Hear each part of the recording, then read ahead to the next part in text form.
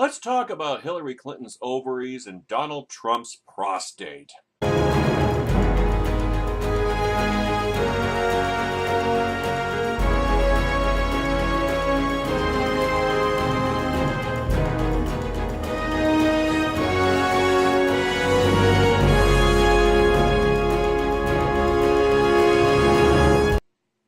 Or we could just generally discuss the health of Donald Trump and Hillary Clinton, if you would prefer. Won't be nearly as entertaining, but, well, we will go that route in the interest of good taste. Because really, even focusing for a moment on either Donald Trump's prostate or Hillary Clinton's ovaries, well, in the words of Foghorn Leghorn, yeah. But it is useful to remember, and this is something that hasn't been focused on much, if at all, in this campaign, is that Donald Trump would be the oldest man ever elected president if he won, and Hillary Clinton would be the second oldest person ever to become president when she wins.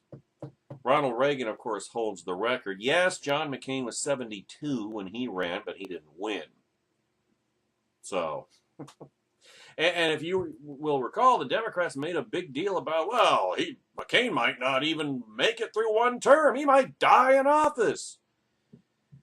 And nobody seems to be saying any equivalent things about Donald Trump, and until this past Sunday, Hillary Clinton.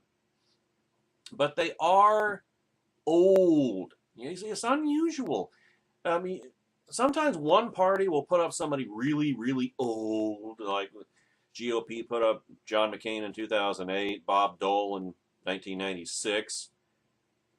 The Democrats, well, they didn't nominate Paul Tsongas, but if you will recall, Paul Tsongas, former or one-time governor of Massachusetts, when he ran in 1992 on the Democrat side for president, he was terminally ill with cancer at the time. He would not have served out his full term, and he would have been incapacitated for the vast majority of it. The 25th Amendment would have had to have been invoked early on and stayed that way.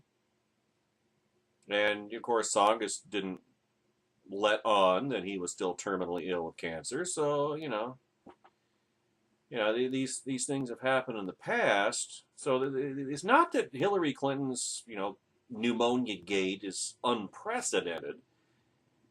It just fits in with her Nixonian character.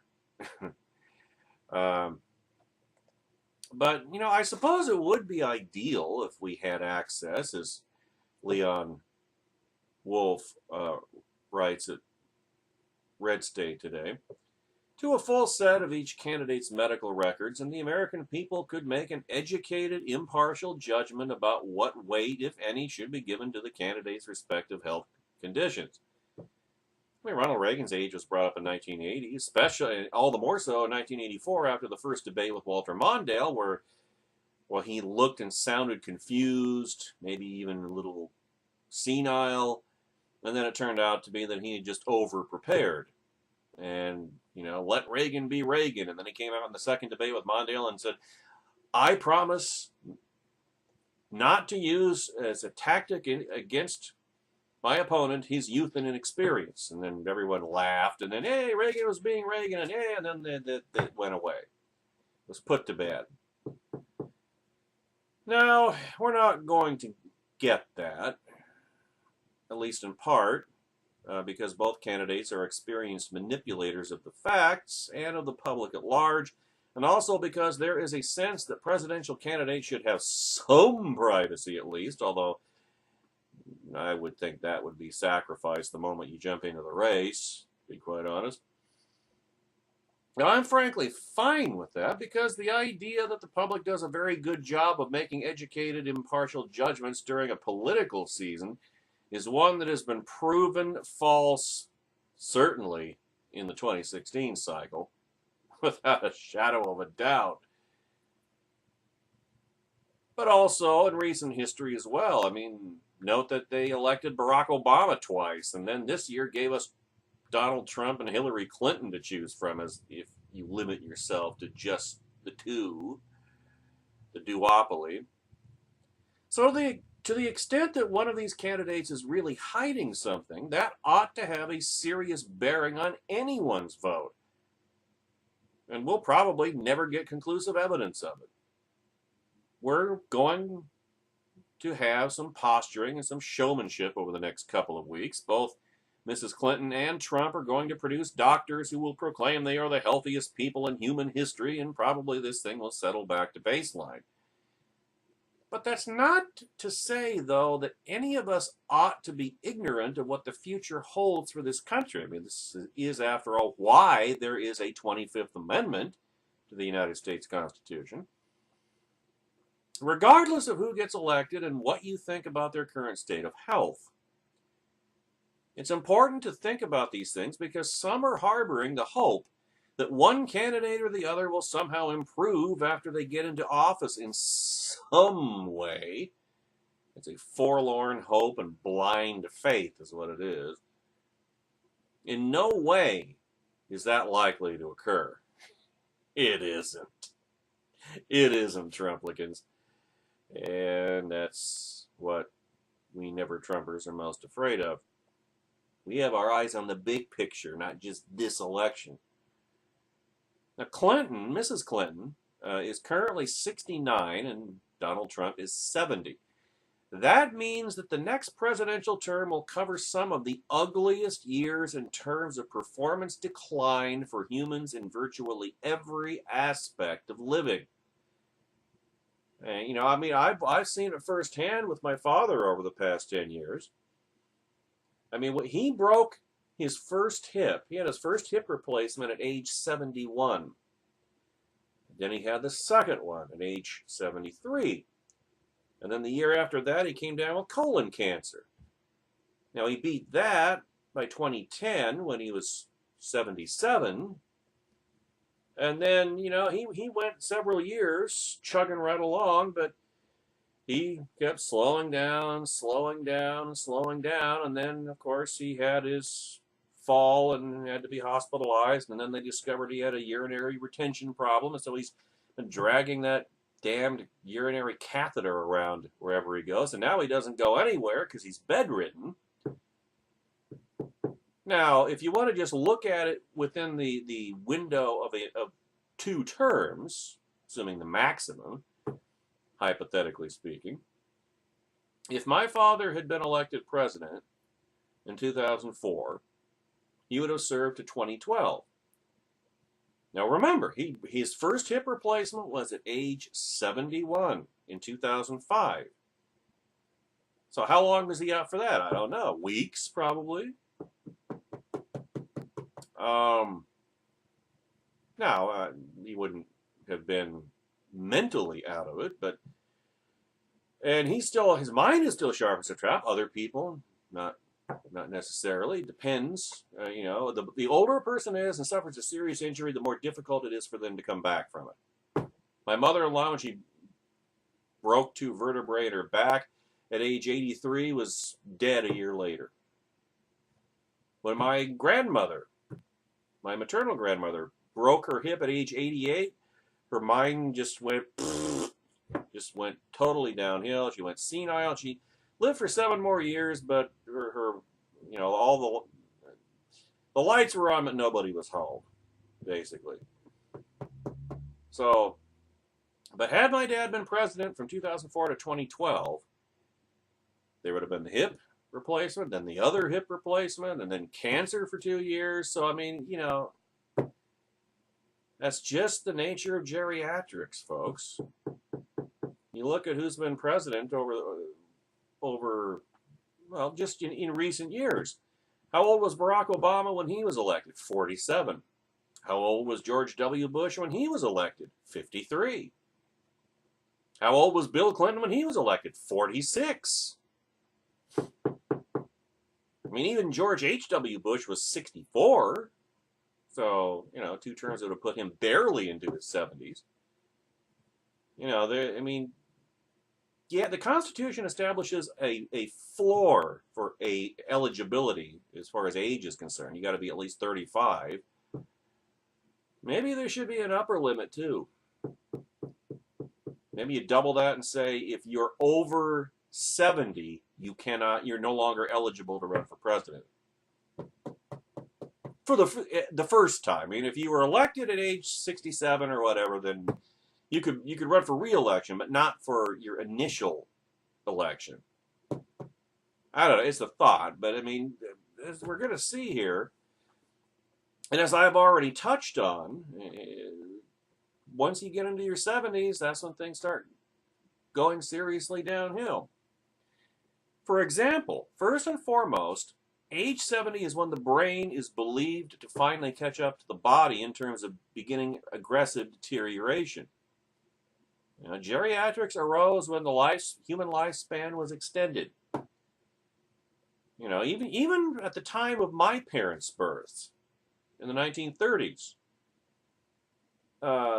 people, you know, life expectancy was mid to late 50s. I mean, that's why the retirement age in 1935 was set at 65, because that was 10 years beyond the average life expectancy. Well, now, you know, the average life expectancy is 20 years more than that, so it's 10 years on the other side of retirement age, which is why we've got a Social Security and general entitlements actuarial Armageddon on the horizon, getting closer and closer, inevitably. So, anyway, on average, human brain size deteriorates about 5% a decade, beginning at age 40. Oh, lovely. However, when humans hit age 70, the process of the physical deterioration of the brain accelerates at an exponential pace.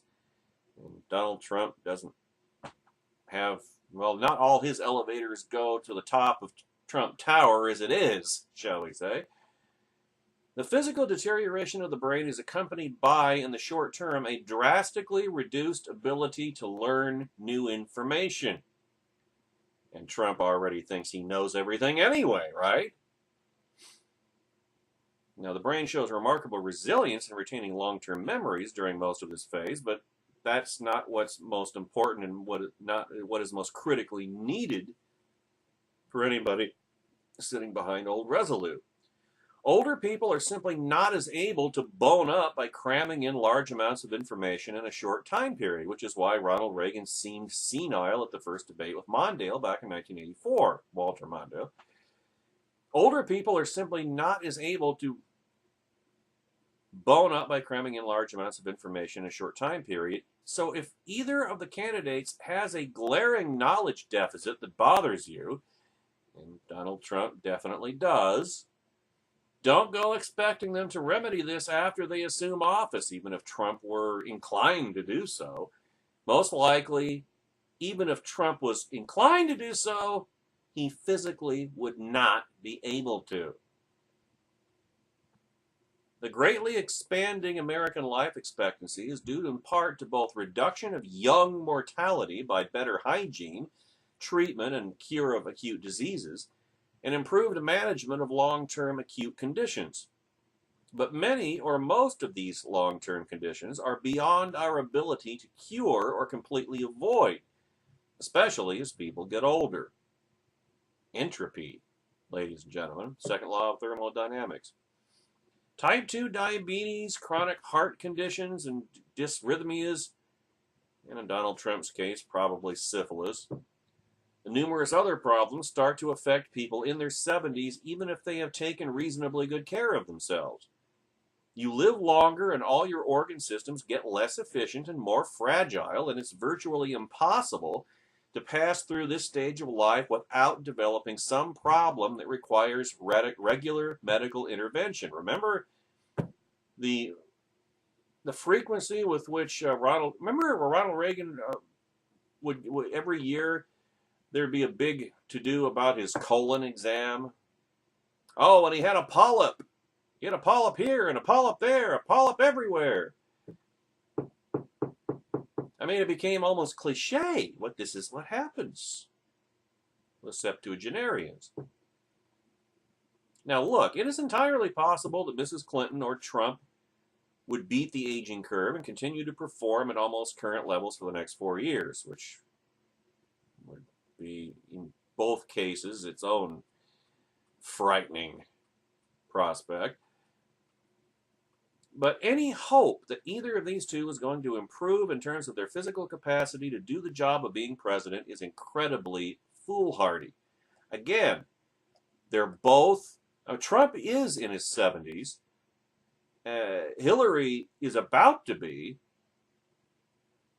And wouldn't it just be. Now, I'm not saying I don't want this to happen. I don't want Trump to get elected, frankly. But let's say he was elected. Now, I don't want anything to happen to Trump physically. I can't stand Donald Trump, but I don't wish him physical harm or illness or anything. But can't you just see it? If he was, he's giving his inaugural address and he suddenly has a massive heart attack. Oh, that'd never happen. Oh, Donald Trump is immune to the effects of aging and entropy, huh? No, he's not. And he's 70 years old. Again, my dad's health did not start heading down the proverbial hill until he was 71.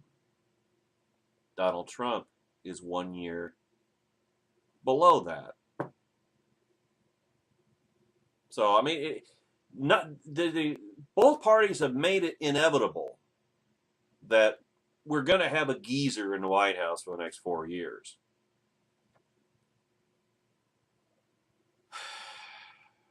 How old is Ted Cruz or Marco Rubio again?